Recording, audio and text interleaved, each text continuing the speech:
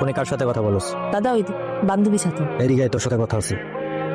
কলেজে যাস ঠিকঠাক মতো লেখাপড়া করস? করি দাদা। কিন্তু আমি তো শুনি উল্টাপাল্টা কথা, তার সাথে নাকি ঘুরে বেড়াস। কলেজে তোর ফ্রেন্ডস থাকতেই পারে, সেইটা যেন বান্ধবী পর্যন্তই থাকে, বন্ধু যেন না হয়। মোবাইলটা দে, দে। পাসওয়ার্ড দিয়ে রাখছিস কেন? বল বল, দেখ তোর ফোন আসছে। হ্যালো, ওরে আটকে, আমি আসতেছি। প্রিয়া, একটু এদিকে আয় তো। মা, তুই তখন বড় হইছস, ভালো মন্দ বুঝতে শিখছস, জীবনে এমন কোনো কাম করিস না যেন তোর বাবা আর উঁচু মাথা দানিচু হয়ে যায়। আমি মইরা যাবো রে মা।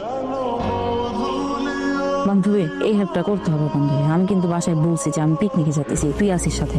আমার ওর সাথে দেখা করাটা খুবই জরুরি। বাসা থেকে যদি তোর ফোন দেয় মা, তুই বলবি যে আমি ওয়াশরুমে গেছি বা বাইরে আসি, একটু দূরে আসি, একদম কাক। হ্যালো, তুমি একটু ভিডিও কলে এসো তো।